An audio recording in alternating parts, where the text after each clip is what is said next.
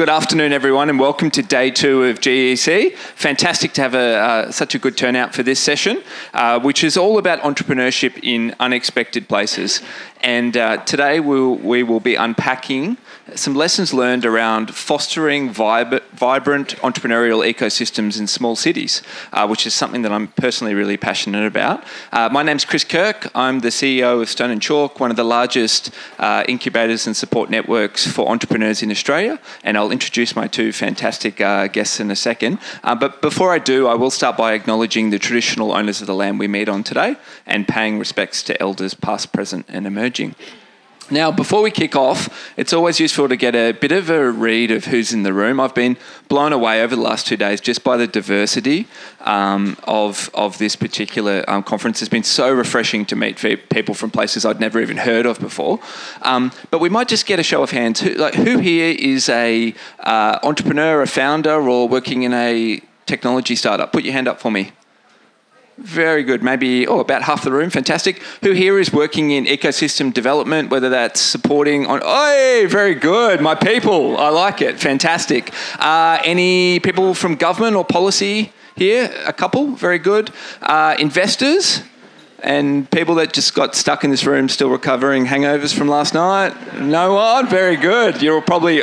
partly lying to me, but that's all right. Okay, well, fantastic to have you here. Now, we're going to dive into what actually is a small city today. We're going to have a conversation about what I think is some of the real strengths of entrepreneurship in small cities, but also unpack some of the challenges. But I think one thing to start that I'm really interested in is put your hand up for me if you would self-identify as being from a small city.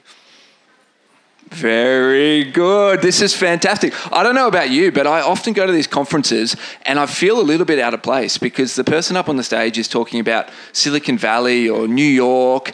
And for me, coming from a small town that has very good wine, Adelaide, but is not necessarily the first place you think about when it comes to entrepreneurship, it's really hard to find people that are thinking about growing vibrant ecosystems in small cities. And really that playbook, which I'm sure many of you think, gee, someone else must be thinking about some of these challenges.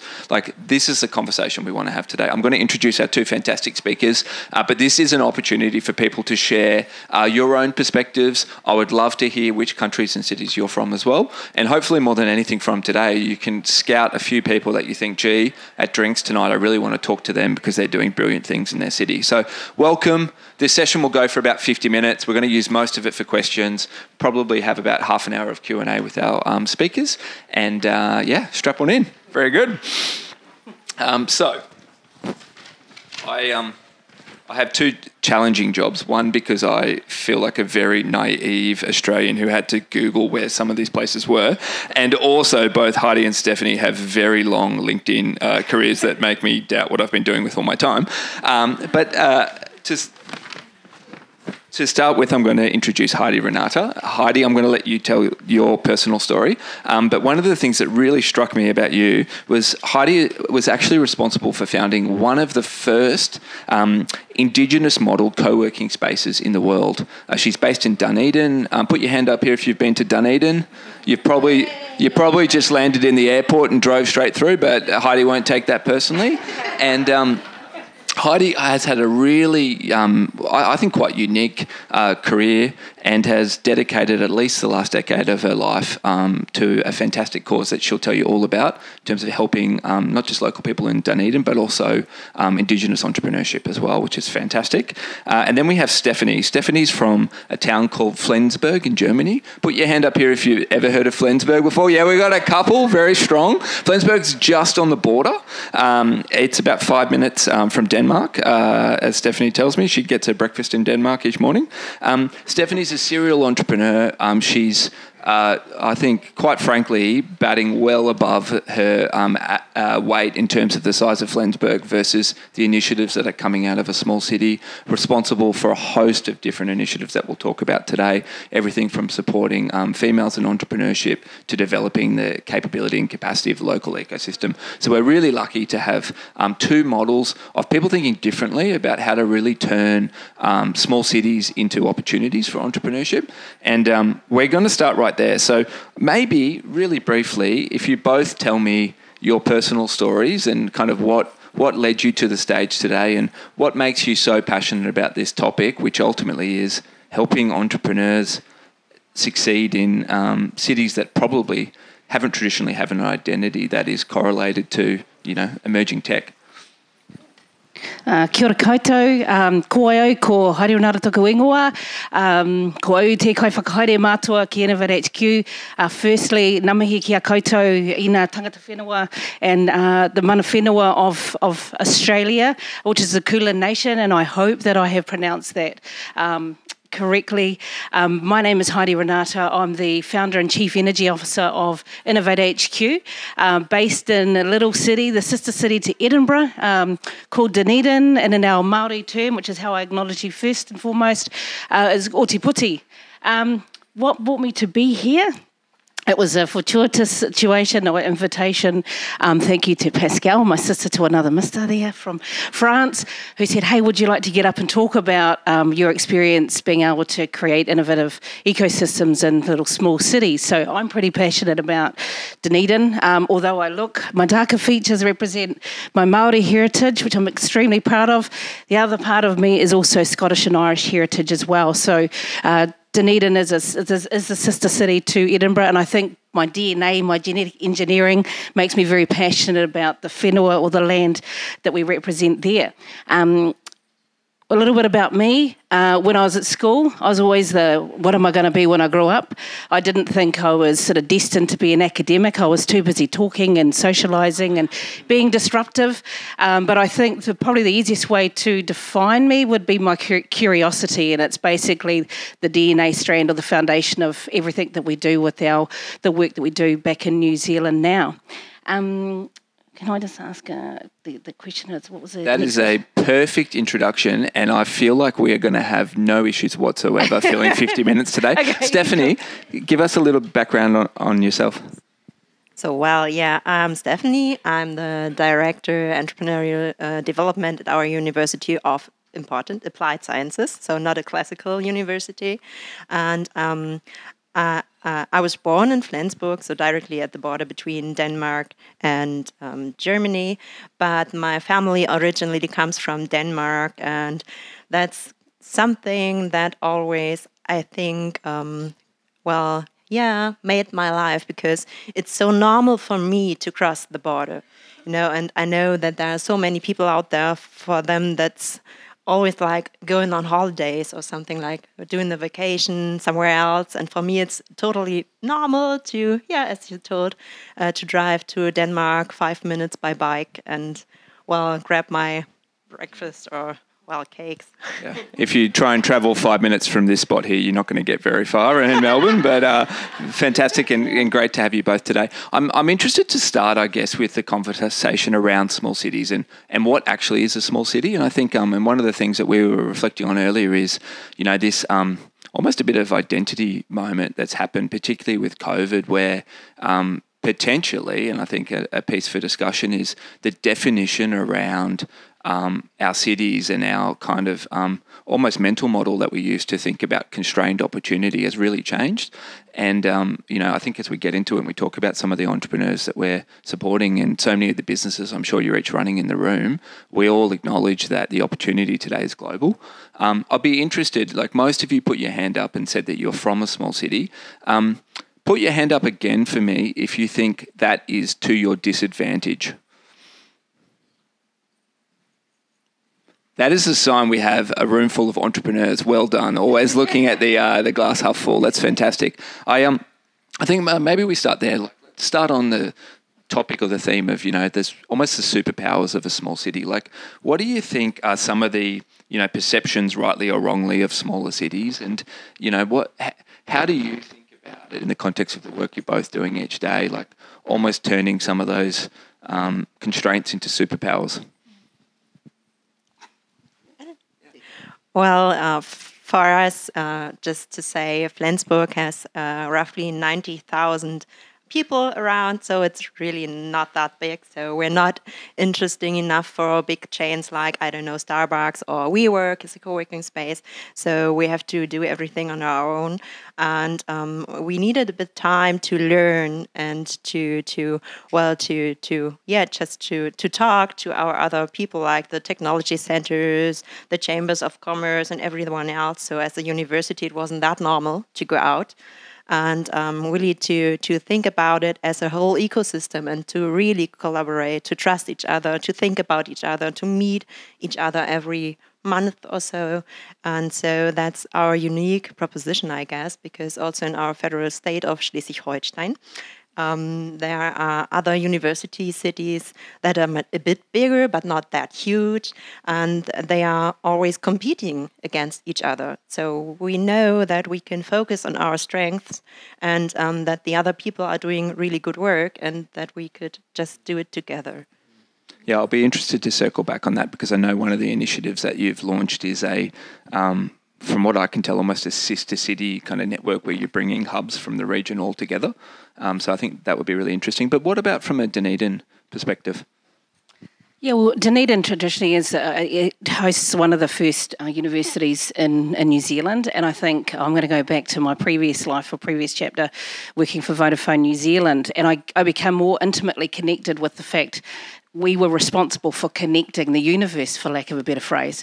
So from mobile technology to fixed line infrastructure, I think one of the biggest challenges that we had post-industrial revolution is we were at the other end of the universe. The next door neighbour is Antarctica. So I think the fact that I guess the beauty and I guess the challenge with isolation is we work in a tight-knit community, and for anyone that knows Dunedin, we're rugby hard. So we know how to collaborate and be collective in our response with sports and rugby. But one of the challenges that I had of going away and travelling the world and coming back is I didn't feel we celebrated enough. There is a term in New Zealand we call tall poppy syndrome, which is we tend to push down success instead of the fact that instead of being able to say, well, actually, when you're doing something good, why not share that? Because you're going to influence others in your community to do the same. So, yeah, I think when I set up the business Innovate HQ back in 2015, when I retired from telecommunications, one of my biggest things was I was one of the key stakeholders to bring ultra-fast broadband to Dunedin, and we won the campaign, which was really awesome. And I remember being asked, with my telecommunications hat on, as to, what makes, how do you think this is going to impact the city? And I think the biggest thing was we'd gone from, having to rely on telephone calls and everything else to now becoming virtually accessible. So there's no borders anymore. And I think, in the context we talked about what defines a small city, I mean, the luxury we have with a small city is that we're nice and tight, and we've got some really cool, when someone wants to back you, they're going to back you 1,000%, or they do in Dunedin. However, when they don't back you, the dogs are out. So it's really difficult. And so, and I think in the relation to fostering the community down there, I mean, it took a lot of, the saying goes, if you can do business in Dunedin, you can do it anywhere else in the world. Just interested, who has a comparable saying in their city? I feel like maybe it's a few. It does feel like a small city identity thing where everyone feels like this is the hardest place, and if I can make it here, I can make it elsewhere. I'll be interested how true that is. Very interesting. I mean, I think there's a couple of points there that would be really good to touch on. One is certainly culture. I'm sure it's one that most people in the room think about in the context of their ecosystem, if not every day, very often.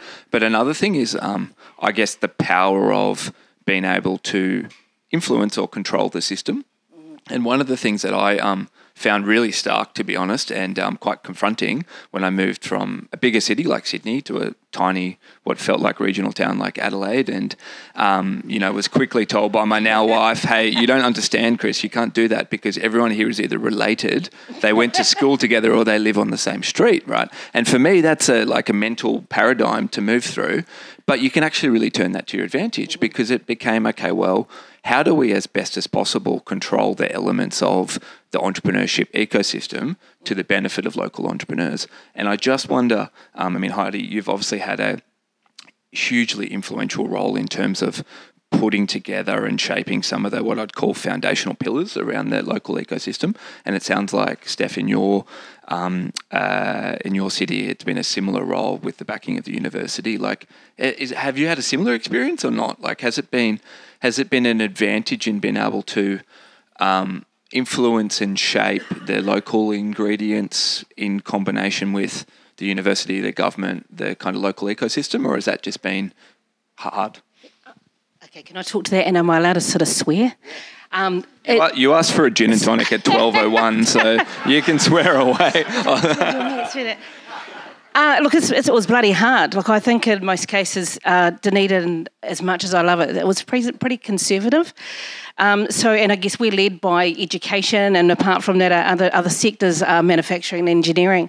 And when I set up Innovate HQ, the co-working space, I remember people saying to me, "Oh, you'll never get the university students down your way because they've got to come out of their borders, which is literally about 2 k's from where we set up to come away. They're kind of stuck in a wee insular community." And I love being told what I can't do, because I get that instinct of I'm bloody going to do it now. So I think you've got to be fierce, you've got to be driven, and you've got to have the ambition to keep going. So I think if I had listened to the people going, it'll never happen, it never would have. But I think the beauty is as well, and I guess one of the things that became almost a little bit questionable, and I don't know if you all in the audience feel the same, but from Dunedin's perspective, I remember when I set up we were setting up an innovation hub. It was myself and my brother Steve Renata who co-founded and also was the financier behind it, gave me the money to do it. Was the fact that everybody was saying, "Oh, cool, so is the council backing you to do this?" And I was like, "What the heck? Like, what? I need the council to back my initiative. I'm an entrepreneurial man. I'm going to do this myself." And it was quite interesting, just this narrative and this expectation that almost local government you had to get their backing first. And I was like, oh, hell no, not today. So I think in that instance to, I guess, push the paradigm and I guess because if we're not teaching even our young ones, our rangatahi, to do stuff like this, what are we teaching them? So I think, dare I say it, and my partner hates me using this word, but I had the mongrel instinct to go, no way, I'm totally going to do this. So, but I think you have to be fairly fierce. And although you probably won't see it here now, I'm fairly private by nature. But I think in the sense when I'm really passionate about it and when the heart's pumping, I really want to get out there and do stuff and make a difference, because I think we're paralysed by somebody else's opinions a lot of the time. So, yeah, if anyone else Interestingly, has that feeling changed over time? That those early days of Innovate HQ where it was a bit of I'm an entrepreneur and I'm going to prove that it's possible in Dunedin, it sounds like. Over time, has the council and the various levels of government and corporate New Zealand come to you and said, okay, yeah, great, this makes sense, and we've been on board since day one, etc. Has your mentality around, I guess, the role of the public sector in supporting what you're trying to do changed or matured over time, or is that still very much your DNA, which is, drive it from the bottom and let's go? Pretty much. I think, to be honest, I feel very humbled by the support that I got from both local government and then central government. And I guess, the fortuitous opportunity that came before me is, I'm Māori and I represent a minority population in Dunedin. So I'm no Ngāpuhi te iwi, so my whakapapa or my lineage goes to the far north, but I live and reside and grew up in Te Waipounamu, which is in the South Island. And I think it's kind of ironic because I was this little Māori girl in this little wee Scottish settlement deciding to do something quite different. So I think just by sheer and utter, we'll call it coincidence, I don't believe in coincidence, I think we became quite popular because we were role modelling and government was sort of saying, hey, you're a, wahine-preneur, we love what you're doing, you can influence our communities. So I was kind of lucky to have, I guess, that cultural mix in addition to doing something quite new and being quite ballsy about it. And, to be fair, my whole background is in sales and sales and marketing. So, but to be able to get out there and, I guess inspire people to come and use your space because we have such. The irony of it is, and I'm almost going to bastardise my previous chapter with telecommunications, is where technology has connected us, it's also divided us. It's changed the way that we're communicating with each other. So all these abbreviations and stuff, I was there when we sent our first ever text message back in 1998. And I was sitting over the partition from the Wahine that obviously sent the first text message, and they're like, oh, this is going to be a gimmick. And we all knew that basically New Zealand became one of the biggest texting capitals in the universe, I think, for a long time until Philippines took over in the early 2000s. But yeah, so I think in that sort of context, we've got, I was lucky probably, both culturally and I guess with the fact that we're doing something different. And Dunedin needed a bit of a shake-up. It needed a bit of a renaissance kick or initiative. So I think it was timing is everything, yeah. Okay. And Stephanie, I mean, from your perspective, have you had to really drive the culture in getting people to engage with not just the programs that you're running in the university, but more broadly? Or does it happen quite naturally that the university has been the kind of natural centre of gravity and, it kind of happens without too much of a push?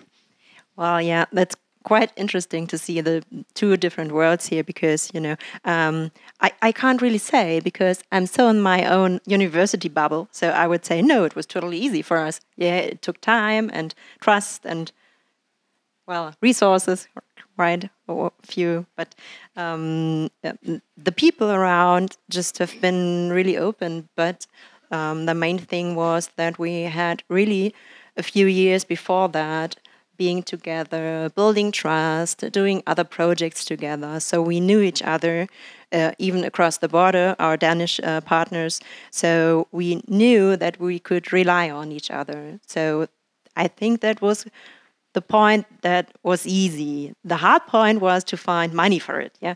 But so everything we do out of third-party funded projects. So that's quite the hard I feel like that's probably something everyone in this room has in common. If you're from a small city, you know how to do more with less. I'd be interested to unpack that because I'm sure there's a lot of lived experience here. But personally, we've found that it's one of the best ways to kind of model the entrepreneurship experience, right? Like the beautiful things that can happen when people are in an environment where resources are scarce. And one of the things I think would be interesting to talk about is maybe some of the approaches you've taken, recognising that it's impossible in a digitally connected world with the nature of the entrepreneurs we're trying to help, who are often trying to solve some of the world's most biggest pressing challenges. The capital, the talent, the expertise is so often not local. Like, how have you started to recognise and tackle that? Like, what does that look like practically in the programs you're running now or in any of the programs that you're running out at the university? So, Chris, I'm sorry I have to go step back because, the basic common ground for our partners was to, build a community around our small city so that our students and, the workforce is not moving away. So to other states or Berlin or somewhere else. So that was our main object to, get them together. And I think that's an interesting point because, that's why people could sit on one table, although they are not thinking about it. So something like that. And now I forgot your question. That's right. No, I think, that is an interesting reflection. It probably plays to this piece, which some of you in the room might feel, which is, as the world becomes more connected, people can become more disconnected, right? And I know in Stone and Chalk's context, something that we think about all the time is how do you build a vibrant local community while still effectively being able to help entrepreneurs navigate to the support they need when most of the time that community or resource is not local. And it's this really hard balance, at least I've found, where, yes, you'll start with things like, okay, great, how do we drive local activity and stop brain drain and all the rest of it? But then it quickly becomes, well, how do we drive impact? And what is this kind of fine line between the beauty of human connection versus the reality of a globally connected economy? And I just... that might be an interesting reflection for you, Heidi, in the context of having this space and starting it, and it obviously being new and novel and incredibly successful in helping local entrepreneurs, but then going through, maybe the story that you could share, which was shutting the space down and then transitioning to virtual programming. And I'm sure you must have experienced that in terms of, well, what's our unique selling position here and how do we have impact and meaning? Really interesting. So we set up the space. I guess it was a dream that I had in 2015. I was just about to turn 40, and I'd just retired from my role with Vodafone New Zealand, where I'd been there for 13 years. And I remember sort of when I was part of this initiative to make Dunedin a smart city, what does that look and feel like? And it's not just about the technology, it's about how we're interacting as communities. And so when I set it up, I actually had a 5-year goal that I'd do it 5 years from, 2015, but we opened a year later. And I have to thank my brother who actually was at a conference in New York, and I get this text, just totally typical of him, to say, hey sis, I'm in New York, I've just run into some fellas from Dunedin and I've told them about what you want to do. He goes, do you want to do it? I'll give you the money. And I was like, oh shit, now I've got to put... Did you invite your brother to the conference out of interest? No, he's a little bit busy. If anyone needs some cash, we'll let you know. Thanks. Yeah, no, he's actually a little bit busy back in New Zealand at the moment. But so that was a sort of a 5-year pipe dream. During our time that we were in operation, we opened the doors of October 2016.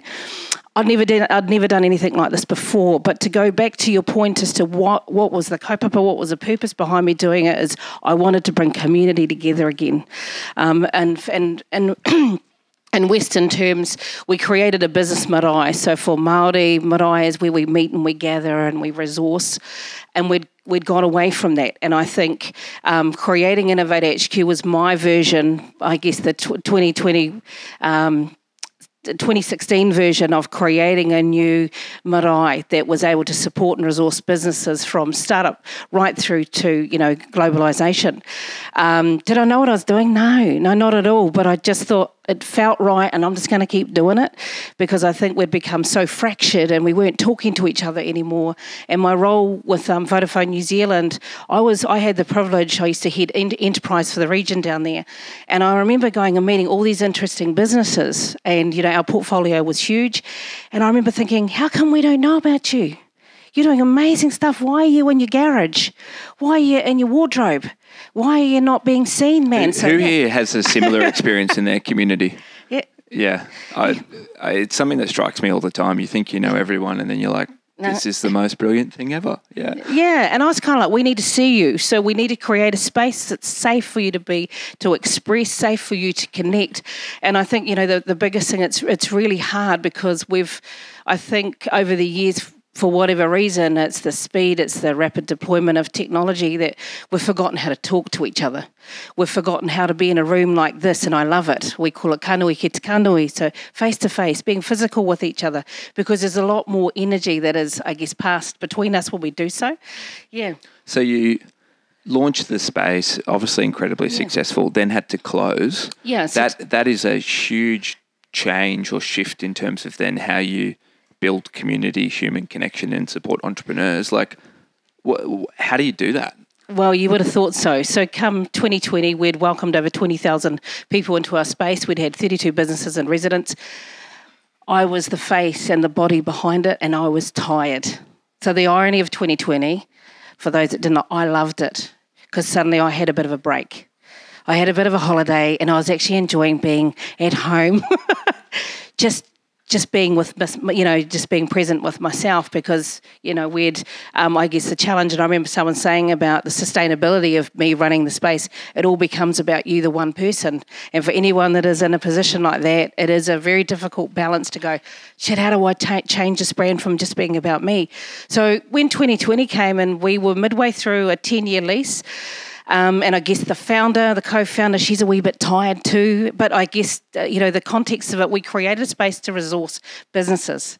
So it wasn't just about the bricks and mortar. It was about all the resources and the training and education programs that we had designed within that. And so when we made the decision to close the commercial part of our business, it was almost like a liberating moment of, hell yeah, like we're able to diversify and actually focus all of our energy attention into the training and development programs, which is the heart of the business. And I think the luxury that we'd had, I guess, with all the blood, sweat and tears to get there, 4 years in, we'd built a really strong reputation. We come with bicultural practice. So, I represent a blend of Māori, Scottish and Irish heritage, and I'm super proud of it.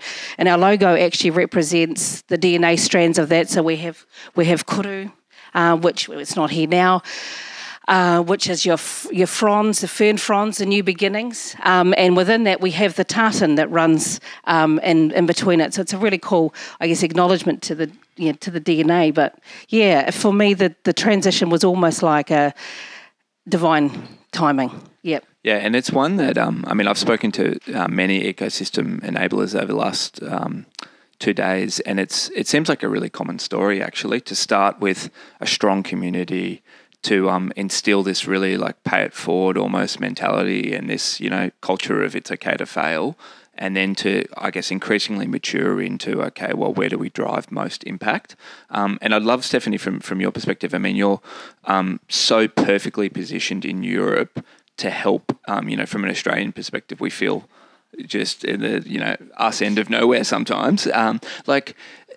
How do you practically support entrepreneurs to connect to the resources, people, capital they need to succeed from a small town like yours? Yeah, well, the capital part is still a bit hard for us. Yeah. So the thing is, I would say that our startups at the moment are not that on the mentality like get rich or die trying. So they are really locally focused. They want to give back to the community. Even they are startups on their own. They are helping others to start up. And even in our technology center, they are only allowed to stay there for 5 years. So they are really not that old. But there's a great community. So we also have an association in our state, so where every university supporting entrepreneurship is a member of. So we know the other people. So we also have different specific topics that we're working on. So we have the head for green entrepreneurship, like sustainable and such things, not agriculture. And our colleagues are doing more the female stuff, or in the south of our state. So there's the medical part. So we know who we should talk to, and they would transfer people and other networks to them. Yeah, interesting. I'm sure many of you in this room can kind of reflect on, it's almost a strength and a curse of small cities in that you're hyper-connected. The informal networks dictate so much of an individual's success, and that can be fantastic when it works, but it can also be a bit of a kind of almost lazy solution sometimes to thinking about how to grow really scalable, impactful, purpose-based programming. It's certainly something that we think about all the time in South Australia, where there's elements or parts of strengths of the ecosystem, but there's certainly not depth of capital and other pieces. And I wonder if you've had comparable experience, Heidi, but from a cultural perspective, one of the things that I think has been really interesting for our city to work through is what is the identity around the city, and what does it mean to be an entrepreneur in that city. And, if you take South Australia's case, many South Australians will almost have a visceral, visual kind of like a reaction to some of the kind of Silicon Valley, I hadn't heard the Get Rich Die Trying since, was that 50 Cent or something? It was fantastic. But it's a really different mentality around some of these things. It's much more about, sustainable growth. It's about solving real problems with people that we want to be working with, and it's about building kind of, real impactful businesses a lot of the time. So we've had to really change a lot of our programming, even down to the sorts of capital that you raise. Is it debt financing versus venture, and almost give entrepreneurs freedom that it's all right to choose your own path, and just because there's a path that you might read about in the newspaper every day doesn't mean that's the path you need to go down. And I wonder, in the perspective of the entrepreneurs, particularly the Indigenous entrepreneurs that you're supporting, how you've gone about almost creating that culture and identity where you're supporting people to go their own way. A really good question, and one that's, hits me here really. I think when I think of running a business, I think I run the business from a very spiritual perspective. So I'm driven by the heart and not the head, and sometimes the heart can, they don't often go in balance. But I think in most cases, mine was a personal journey. So I had more of a culture, we'll call it recovery or discovery, when I started my business. So I learned more, dare I say it, about what it meant to be a wahinipreneur or a Māori in business and doing business in New Zealand. So I think it was a really, a beautiful thing to be able to, when by default, what you believe is what you see. And what I hadn't realised just organically is that my journey would start influencing others. So I didn't go out there to be a Māori in business. I was just a curious chick who was really ambitious and really wanted to do cool stuff. And by default, I hadn't realised I'd started getting a following, and especially, we have a partnership with the University of Otago. Now, I was never going to go to university. I didn't feel I was smart enough to go there.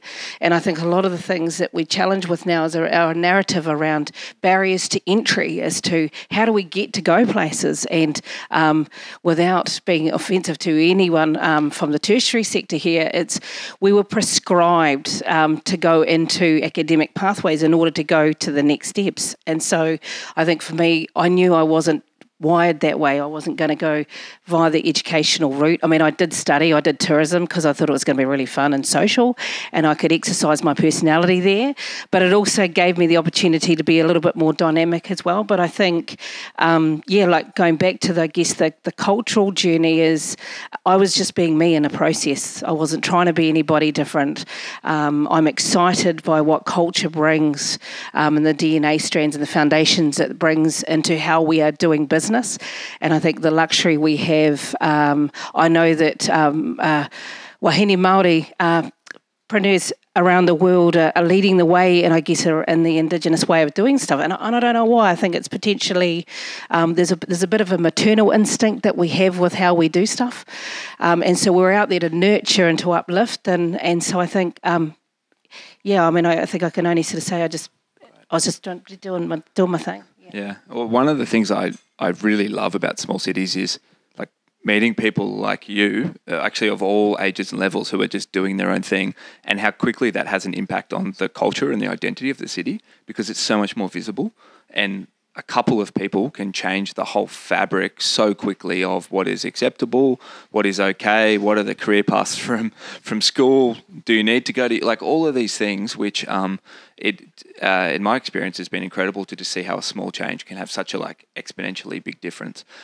We've got about 10-15 minutes of time left, and I want to open up to the audience here. We've got a microphone just here, and we have a lucky gentleman who is just sitting in the front, who has put his hand up to be the host with the most. Everyone give him a round of applause. Well done.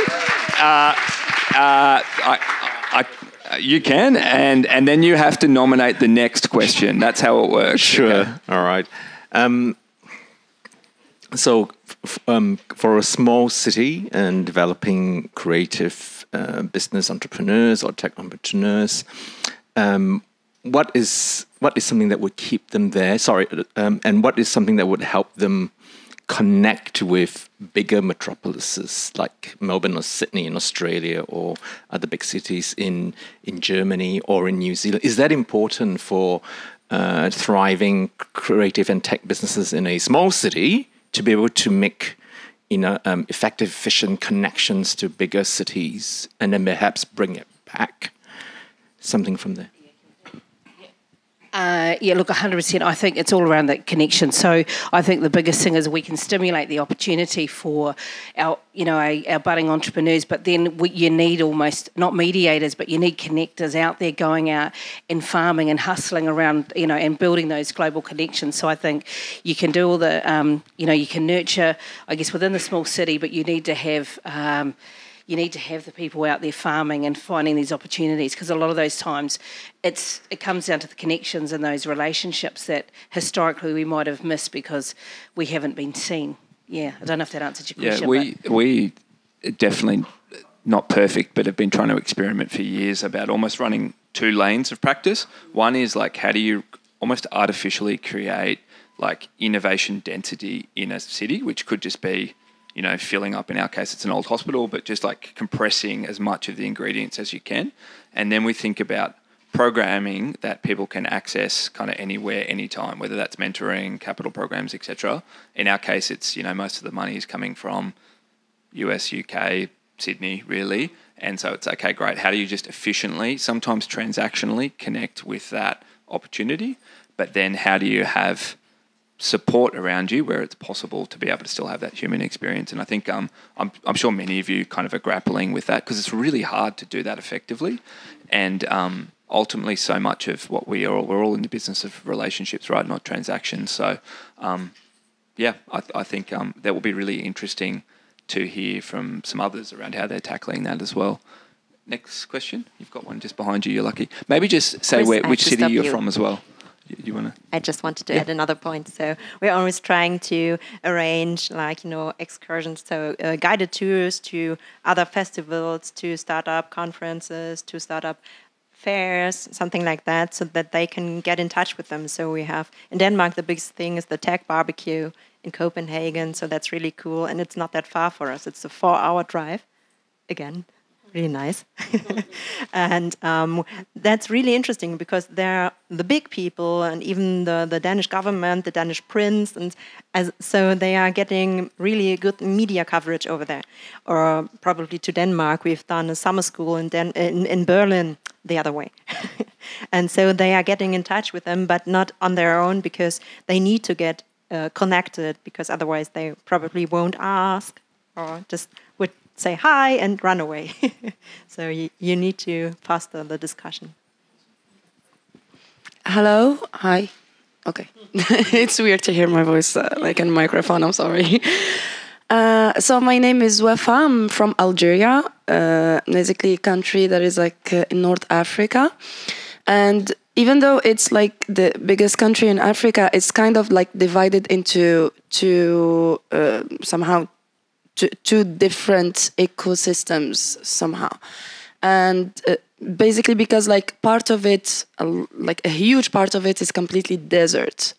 It's a beautiful desert, you all should go visit it, but not really great like for entrepreneurship. And like because it's like the biggest city in Algeria is in the desert, and it's like huge with like very small population rates. But then there's the capital that is really small, but then we have like 4 million and a half people living in there. You know what I mean? So the information is not very accessible in there. And usually when people want to actually create businesses, they have to go north. And at a certain moment, you find everybody, like just going north and everything like centralized, like in the northern cities of Algeria. And I am part of Gen Algeria, and we would like actually to know if there are like if you have like some advice or something that we could use to actually push people to create more businesses in there, because there are a lot of things to do. It's just that it's a little bit sad that such a beautiful place is getting like deserted just because the information is not getting there, or just because it seems like there are so little population that a job is like a business is not going to work there or something like that. Does anyone else in the room out of interest have a kind of similar or comparable challenge in their ecosystem? A few? Okay, interesting. Does either of you want to elaborate? I'll just say it's really hard. I don't think there's any perfect answer. I think that's part of why we need to have forums like this, I think, is almost to start to collectively write a bit of a playbook around not just the big shiny cities that have got kind of everything and it's all working well, but right down to the, great people like Heidi and Steph that are just trying to start something new and without any of the ingredients sometimes to make that happen. Reflecting on personal experience, I think you could probably come up with a bunch of different things that you could do over time, finding your comparable, almost coalition of the willing, trying to work on, okay, what's the local culture and identity, trying to find those great entrepreneurs that have left but maybe have a kind of emotional connection to your city and might want to still support. Look like Steph, like looking at who are others that you can partner with, accepting and maybe changing the narrative around it's okay to go, like that's okay, but kind of chipping away at the opportunity to still grow the economy, I guess, and the entrepreneurship ecosystem locally. But I'd say it's hard, and that would be something that I'd encourage you to speak to a whole bunch of people in this room, because I actually imagine when a lot of you reflect on that, you'll probably find that there's elements of whether it's customers, capital, talent, expertise, culture that aren't in your city, and you've probably got to think from a systems point of view, like, okay, who can we learn from that's maybe one step past you, and bring that back where it makes sense to your ecosystem. Yeah, there's actually like a whole program and a whole like work that has already started in there. So there is like a whole plan that we're going through.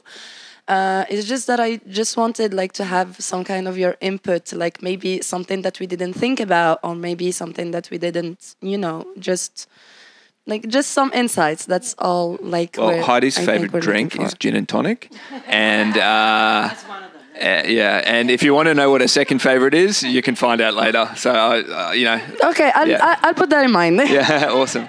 Just behind you. Yeah. Thank you. Hello, my name's Lou. I run a small food startup incubator in Melbourne's north, so inner city Melbourne's north. But I was interested in Heidi and also Steph about the idea of kind of almost succession, and when you're a one-person, almost a one-person ecosystem / incubator enabler, and like me have commitment issues and itchy feet and several passports. How do you? What are and you sort of touched on it. How do you walk away and part of it, yes, systemizing what you do. But when I realize what I do is so much about kind of seeding the passion I have for food and small business and people's stories. And it's wonderful because Melbourne's north is so reflective. It's a melting pot. I have every one of my two businesses, everyone's like Cambodian and Palestinian and Italian and, all sorts of amazing, just peppered through this space. But I kind of love what I do, but I kind of want to think about how I walk away. Does that make sense? What's your story? What are your tips? How you going down that journey?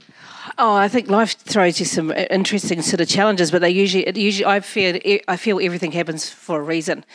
And I think when I set up Innovate HQ, I was guided, when I was with Leanne about it, you say, I'm guided by something else, something bigger than me, to do what I do. And I think when I first set up Innovate HQ, I wanted to create an environment that could connect and resource businesses, because I knew there was a lot of businesses, even business owners like myself, that needed to be connected because it's so fractured. And to the lovely Wahine from Algeria, is that right? Is it? Yes, cool. Is to connect into that sort of stuff, like with having these, we're so, sometimes we feel so isolated, but I think there's two parts to this. Is I want to talk to your point too, is that you need to find the people that are going to market your city well, and they're going to be out there hustling on your behalf to do some stuff to bring these opportunities in, because not everybody is designed that way.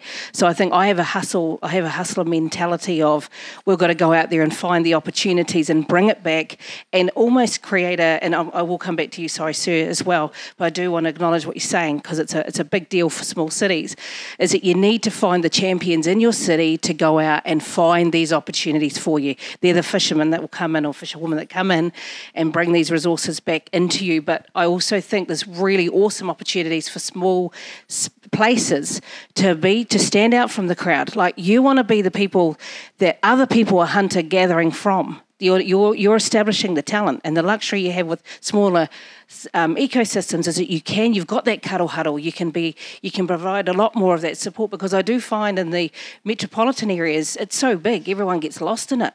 Whereas in your smaller cities, you've got these cuddle huddles that you can do some really cool shit, excuse my language, create really awesome people and awesome humans, and people are now coming to Dunedin to find really awesome young entrepreneurs, because we have a really strong network in there now. Thanks to all of our collaborative partners that we have. It's not just me. There's wonderful a community in there. But to your point, sir, when I first set up Innovate HQ, my whole focus, when I go back to my why, what my purpose was, I wanted to create connections and relationships. The space just gave me a place to do it, but it wasn't the essence of what we did. The essence of what we represented was to be able to share stories, to enable people the ability to share resources and experiences. And so the luxury that we had is in 2020, when, that thing happened, the forced pause, what it did is it made me think about things differently. So my perspective on what I believed a traditional business was, and I'm not traditional in any way, shape or form. I'm always pretty much, wanting to be different to everybody else, and I guess challenge the norm. And so I think when we transition from being, and this is my metaphor for being Māori, is when we set it up, it was a marae, so it was a place that we came to. And then for Māori, waka, which is a canoe, it's always moving. So I transitioned it from being something that was stuck to something that continued to move. So our business became more of an evolution. I didn't fail in 2020. We evolved and we moved, and we transitioned into what I guess is the heart of our business, which is being able to be the hustler on behalf of other smaller communities and populations, and being able to create those opportunities, but also make it a little bit easier for business owners like yourself, that you are the face and the voice of it.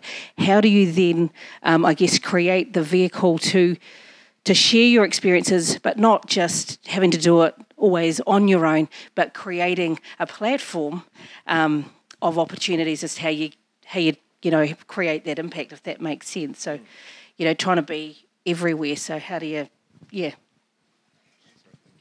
We might have time for maybe one more question, or maybe two. We might squeeze in some quick answers. Yep. Hello. Hi, y'all. My name is Christelle. I'm in Macon, Georgia, home of Little Richard and Otis Redding. So my question was, I wrote it down to be concise. So the good thing about being in a small city is, like, the connections and the networks are at your fingertips. But I think, like, one of the things that I find challenging is, as an entrepreneur and an ecosystem builder, being part of the underserved or underrepresented community, oftentimes it's harder to grow within a new market, right? As we created a community organization for early stage Black founders, but the challenge is we are one of one in our space, right? So it makes the load very heavy, right? So how do we kind of similar to your question, how do we engage local government and to see, or even local allies to combine efforts so that the load can be lighter and support, because we are also a 54% African American community, That's it. Yeah, oh, sure. Yeah. I think so. That's, okay. Sorry, karaoke. Sorry. I think it's a really interesting point in the sense is how do you get seen, and as you say, how do you build, I guess, collaborative relationships, and with my being Māori, I guess there's kind of a bit of a process to go through because we have our tangata whenua, which is people of the land, which is the entire nation of Māori in New Zealand. Then we have our local tribes. So there's a little bit of, for lack of a better phrase, there's a bit of a process or ritual of encounter that we have to go through, I guess, to get that buy-in. And that's not easy a lot of the time because we operate quite differently between different tribes. But then ultimately as well, I guess from a government perspective, and it will be different because New Zealand's like the teeny tiny compared to the States, right? So I guess, one of the things that we tried to do was how we position ourselves, from our perspective, it's around that of our biculturalism as to how we have, I guess, different identities merging. And I guess we're a blended nation now of, albeit Māori and Pākehā New Zealand. But I think it's become, we've been lucky because of the fact we are a smaller city too, a smaller country, so not just a small city, we're a smaller country, so we tend to, for lack of a better phrase, guinea pig better, and I can actually attest to that coming from Vodafone New Zealand. All the testing was done in New Zealand, and yet for so long everyone thought, oh look, it's at the end of the universe, like nothing happens down there, they haven't even got microwaves, but all of our technology is tested down there, all of the New Zealand technology. I was part of the BlackBerry launch back in 2004, and when we did that. Next time I ask you about microwaves, ask them to come to Algeria. But it is a challenge, and I think it's finding the right people, but it's also, you can't get something from doing nothing. So I think being able to, it's a privilege to be here at GEC. It's my first time, a maiden journey, alongside my partner here, Deb, who came over from New Zealand to be here. But I think you've got to be seen to be heard. And I think a lot of the time people expect just for people to come and opportunities to come to you, but that never happens. That never happens. So I don't know if that actually answered your question, but it's that finding those allies that can go and do potentially the hunter-gatherer stuff for you. Okay. We might have one last question and then we'll wrap. Thank you very much. Thank you. We've got some... Okay. The questions we don't ask, we will stick around afterwards. So please come up, have or join us for drinks and we'll cover it then. Sorry, sir. Okay, I'm Claus from the small city of Aalborg in Denmark. And I was wondering about your philosophy regarding market verticals, because we know that successful ecosystems, they have highly focused on specific verticals. However, this is quite exclusive, and this might be a problem to the inclusiveness of a small city. So I'm wondering, what is your philosophy on that? Do you want to talk? Well, yeah, for us, to be honest, yeah, of course, we are a university, so of course we have the academics and the students that are not, just starting academic ideas, but they are at least studying somewhat. So we call it academic entrepreneurship. So we are really focusing on that, and also with the tech focus. So we see a lack of all the other things and the verticals, sure. So even food is a hot topic at our place. So, yeah, but... Yeah, I would, in Adelaide, for example, we've picked 4 or 5 different sectors that we want South Australia to be famous for. And it's a blessing and a curse. Like one example is the space industry. And so we've got the Australian Space Agency, we've got companies launching rockets, we've got, a company I sit next to every day that's now got a contract to launch rockets with NASA for the next 5 years. Incredible, right? So that is a great catalyst for young people to go, wow, there's a whole different opportunity in my city. But also, it's traditionally not at all an inclusive industry. It's highly technical, it's regulated, and while it captures the imagination of a lot of young people, that doesn't necessarily translate into changing the economic diversification of the city, right? And so I think it's hard, and over time we've had to navigate how much you focus your efforts versus accept that ultimately you're trying to level up the whole city and the economy. And so, thinking about almost clusters of opportunity, whether it's, yes, we really want to drive a sustainable economy and we've got some technology in hydrogen, but it's all right if we've got a whole bunch of entrepreneurs that are working in these sectors because we actually need to float all boats. And so, I think it's a challenge playing out across particularly small cities all around the world right now, and it'll be really interesting to see who can get that balance right. Okay, conscious of time, thank you everyone. Hope that was useful, and please join me in thanking our brilliant speakers.